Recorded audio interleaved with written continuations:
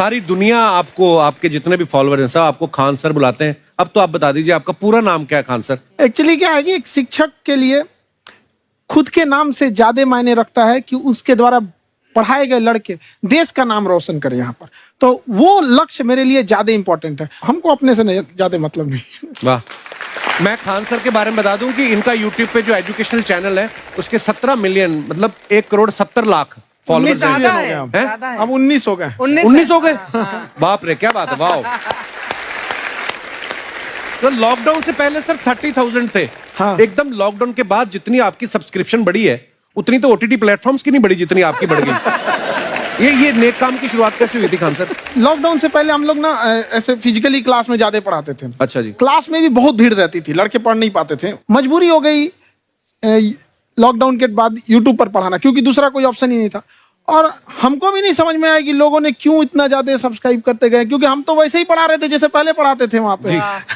तो बस ये रहता है कि लड़कों को पढ़ाई से रिलेटेड उसको डाउट ना रह जाए कोई भी, क्योंकि जब हम लोग पढ़ते थे ना तो सबसे पीछे आते थे, हम लोग क्लास के पीछे बैठते थे। हम लोग मान लिए थे कि ये लोग बहुत अच्छे पढ़ने में, हम लोग का तो कुछ नहीं हो सकता है यहाँ पे। और घर वालों को भी लगता था तो जीव ले ला, कैसे भी काम चल जाएगा। बाद में हम लोग को पता चला ना कि टीचर की गड़बड़ी थी, हमारे ऊपर ब्लेम लगा दिया। सर आइए, बहुत बहुत स्वागत है आपका। वाकई एक्चुअली अगर पढ़ाने का तरीका इतना सरल हो, आसान हो, जैसे ना सर मुझे बचपन में ना मुझे हिस्ट्री का पढ़ने का बड़ा मजा आता था। बड़ा होके पता चला कि मेरा हिस्ट्री में तो था इंटरेस्ट, पर मुझे कहानियां पढ़ना अच्छा लगता था जी। आज मुझे थोड़ा लिखने का भी शौक है, एक आध कुछ शायद फ्यूचर में चल के आप वो भी कुछ ऐसा देखें, तो मतलब मुझे शौक है लिखने का। अब जाके समझ में आया कि वो क्यों अच्छा लगता था, उसमें कहानी होती थी।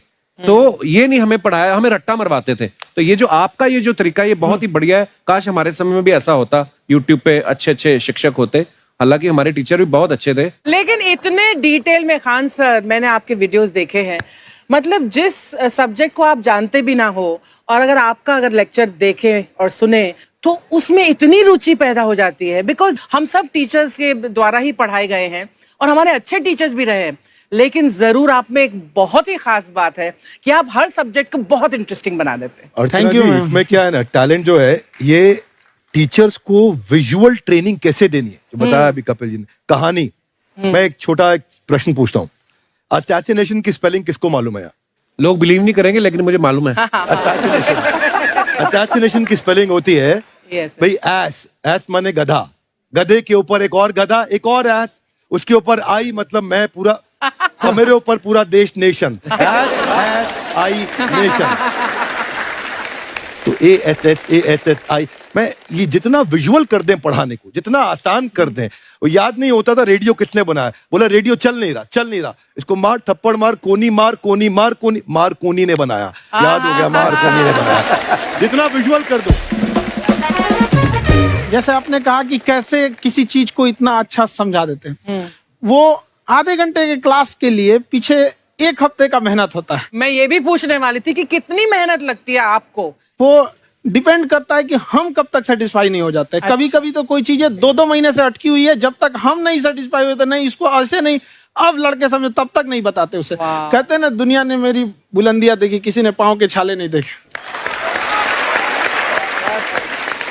क्या है ना कि हम लोग अपने स्टूडेंट लाइफ में इतना पीछे थे ना, कभी कभी अपने आप को से डर लगने लगता था, या हम कहाँ आ गए, हमारा कुछ हो सकता है कि नहीं हो सकता है यहाँ पे। तो लेकिन ना कुछ सीखने का बड़ा शौक था। हाँ। तो जैसे एक फिल्म बनाने से पहले डायरेक्टर कितने महीने की प्रैक्टिस करता है, 2 साल की मेहनत के बाद एक 3 घंटे की फिल्म बनाना पड़ता है। उस तरह से थोड़ा काफी मेहनत करना पड़ता है पीछे से, तब जाके समझ में आता है। और धीरे धीरे एक्सपीरियंस होने से थोड़ा समझ में आ जाता है कि क्या, कहाँ पे कौन सा चीज डाउट आएगा वहां पे। और आपसे पढ़ाई करने का ये भी फायदा है कि ये पीट नहीं सकते ना यूट्यूब चैनल से, अंदर से निकल के थप्पड़ भी नहीं मार सकते। हमें तो पीटा इतना है ना, हम तो मतलब टीचर से सवाल नहीं पूछ सकते थे। अभी बचपन में पूछ भी लिया ना कि सर सूरज कितना दूर है, तुझे जाना है उधर है। मतलब ये नहीं कि बच्चे के साथ दोस्ती करो, उसके साथ। आजकल माहौल बहुत बदल गया है, अब तो बच्चों की पिटाई भी नहीं होती, हमारे टाइम बड़ी पिटाई होती थी। हम भी कहते हैं, हमसे भी लड़के नहीं पूछते हैं, क्योंकि उन्हें पूछने की नौबत ही नहीं आती है। क्लियर हो जाता है ऐसे ही। वाह, क्या बात है। मैंने देखा है सर आपके फॉलोअर्स में रवीना टंडन भी है एक। तो जब आप आए, कितनी मुस्कुराहट आई खान साहब आपके। तो जब कभी आप कोई नया वीडियो डालते हैं तो आप उनको पर्सनली मैसेज करते हैं कि किसी चीज पे डाउट हो तो कॉल मी एनी टाइम, ऐसा करते हैं आप। अच्छा, विवेक सर के बारे में हमने सुना है कि किसी को बिजनेस रिलेटेड प्रॉब्लम हो तो ये 5 सेकंड के अंदर जवाब दे देते हैं। जब भाभी जी आपको तैयार होने के बाद पूछती मैं कैसी लग रही हूँ, 5 सेकंड में जवाब दे पाते हैं आप? देखिए, इसमें तो सभी लोग पीड़ित हैं और हर जगह, हर घर में ये जरूर सुना होगा सबने कि बच्चों के चक्कर में तुम्हारे साथ रह रही है, वरना तुमको तो कब का छोड़ के चली गई होती। ये बड़ी कॉमन बात है। So right. So right. Parmeet sir बोलते हैं आपको ऐसा? आप तो कभी नहीं बोलती होंगी। इनका उल्टा है, इनका एटीट्यूड पति वाला है वैसे, तो इसलिए। क्या प्रॉब्लम है? नहीं, कोई औरतों को प्रॉब्लम मतलब मर्दों से कम बिल्कुल मत समझो। नहीं, ठीक है, पर ऐसे मुक्के वगैरह नहीं मारने चाहिए आपको। सर आपने अभी तक शादी नहीं की ना खान सर? नहीं। इतने पॉपुलर हो गए आप, आपका सेंस ऑफ ह्यूमर इतना अच्छा है, तो बड़े सारे प्रपोजल तो आते होंगे आपको। अभी तो इधर कुछ नहीं है सर। खान सर पर्सनल सवालों का जवाब कम देते हैं। अच्छा, जैसे हम शादीशुदा लोगों को देखने के बाद हमको थोड़ा सा और अच्छा, कई बार ना इंसान ज्यादा मोटिवेशनल स्पीकर्स को सुन लेना तब भी कंफ्यूज हो जाता है। कोई कहता है बड़े सपने देखो, गाड़ी लो, बैंक बैलेंस बनाओ। कोई कहता है कि इच्छाएं नहीं रखनी चाहिए, ये दुखों का कारण है। हम किसकी सुने गुरुजी? सुने सबकी, करे खुद की।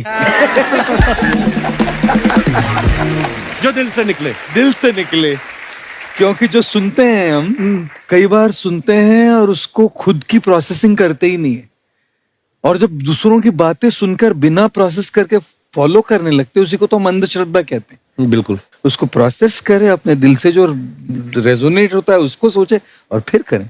मम्मी सुना, मेरी मम्मी के आगे डॉक्टर फेल है। मम्मी की जो सहेली ऑन द स्पॉट इसके साथ बैठी है, और इनको अगर कोई प्रॉब्लम है, फॉर एग्जाम्पल कोई शुगर की प्रॉब्लम है, तो उन्होंने जो बोल दिया वो अंतिम सत्य है। ले मैनू फलानी कहती है, ऐ खाड़ो तो ऐ हो जाता है। ये सवाल मैंने आपके लिए पूछा था mummy. I wanted to ask Khan sir कि आपका एक एपिसोड था ट्रेन के बारे में, कि ट्रेन में ऐसा क्यों होता है, शुरुआत में ऐसा हुआ था, ये यहाँ पर बोगी के लिए ये कनेक्शन, तो ये सोर्स क्या होते हैं आपके, कहाँ से आपसे ढूंढ सुन के लेंगी, लाते उसके हैं? बाद खुद का चैनल शुरू करेंगी। कुछ चीजें तो ऐसे डायरेक्टली मिल सकती हैं, और नहीं तो वहाँ ऑन द स्पॉट जाके वहाँ पे पूछ लेते। जो वर्कर होते हैं ना, उन लोग को ज्यादा आइडिया रहता है, उन लोग से वो पूछ लेते हैं कि ये कैसे काम करता है, तो वो ज्यादा कोशिश करते हैं कि हम किसी चीज को खुद से अगर जाने रहेंगे तो ज्यादा अच्छे से डिलीवर कर सकते हैं। तो कई बार वहाँ यार्ड वगैरह में भी चले जाते हैं पता करने के लिए। लेकिन बहुत इंटरेस्टिंग था। हवाई जहाज पर भी बनाइए। आप कहती हैं तो एक उस पर भी बना ही देंगे। बहुत शुक्रिया जी। अच्छा सर, कई बार ना माँ बाप भी, जो मैं ये कहूंगा कि उनकी गलती होती है कि अगर बच्चा आपका 4-5 साल का है, आप शुरू से उसके मन में डालना शुरू कर देते हो कि ये तो इंजीनियर बनेगा। हो सकता है बाप इंजीनियर हो, वो चाहता है कि जरूरी तो नहीं है। अब मेरे पिताजी पुलिस में थे जी, मेरे मामा सब आर्मी में थे, मैं अकेला इस फील्ड में निकला है, मुझे ये चीज अट्रैक्ट करती थी। ये कहाँ तक सही है सर? जी मेरे हिसाब से तो बच्चों पे कभी प्रेशर नहीं डालना चाहिए, लेकिन साथ ही साथ हमको ये भी देखना चाहिए कि जैसे एल्बर्ट आइंस्टाइन ने एक बहुत अच्छी बात बताई थी, अगर एक खरगोश हो, एक बंदर हो, एक हिरन हो, एक शेर हो और एक मछली हो, उन सब को आप एक कतार में खड़ा कर दीजिए और उन सब के लिए एक ही टेस्ट हो कि आप पेड़ पे सब लोग कैसे चढ़ पाए। बहुत खूब। ओके, अब सबको एक टेस्ट कैसे दिया जाए?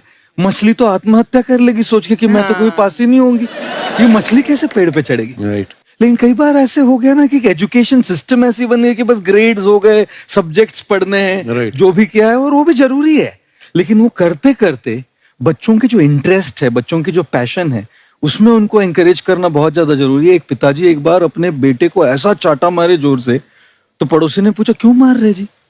बोला कल रिजल्ट है इसका। कल रिजल्ट? तो बोले रिजल्ट कल है ना साहब, तो आज क्यों मारने? कल बाहर गाँव जा रहा हूँ, कल का काम आज निपट के करता हूं। कहने का मतलब ये है कि आप देखिएगा कि अगर आप बच्चों को अपने कॉम्पिटेंस के हिसाब से नहीं देंगे तो ये चाटे खाते रहने पर फेल ही होते रहेंगे। बहुत खूब। ओके। अच्छा, विवेक सर का एक कहना है कि बच्चों का अगर 95% से ज्यादा मार्क्स आते हैं वो भी खतरनाक होते हैं। 75 से 85% वाले जो बच्चे होते हैं लाइफ में बड़ा अच्छा करते हैं। अच्छा। कभी किसी पेरेंट्स ने आगे कहा है कि आपकी वजह से मेरा 95% वाला बच्चा 75 पे आ गया? नहीं, बेसिकली 95%, देखिए स्कूल में जो पढ़ाई हो रही है, जो बताया, वो classroom based conceptual theoretical approach है। और उसमें बच्चे को क्या चाहिए, एक कॉन्सेप्ट होता है कि जिस सब्जेक्ट में 10 में से 3 आ रहे हैं उस पर फोकस करने की जगह वहां फोकस करो जिसमें 10 में से 7 आ रहे हैं, ताकि उसका सुपर स्पेशलिस्ट बने। पर वहां सब कुछ पोर किया जा रहा है, तो 95% के चक्कर में, 98% के चक्कर में अपनी ओवरऑल डेवलपमेंट कर नहीं पाता है। और ये पुराने पैटर्न्स के कारण हमारे यहाँ बच्चे डेवलप नहीं हो रहे हैं, और पैटर्न्स इतने मजबूत हैं। तो मैं ये लोगों को बोलता हूं कि बच्चे को जो उसको आता है, जो उसको भाता है, जो बाजार चाहता है, जब इनका कॉम्बिनेशन बन जाता है तो बच्चा इतना सफल हो जाता है कि उसके मुकाबले कोई और खड़ा नहीं हो पाता क्या है। बात है, बहुत अच्छी बात।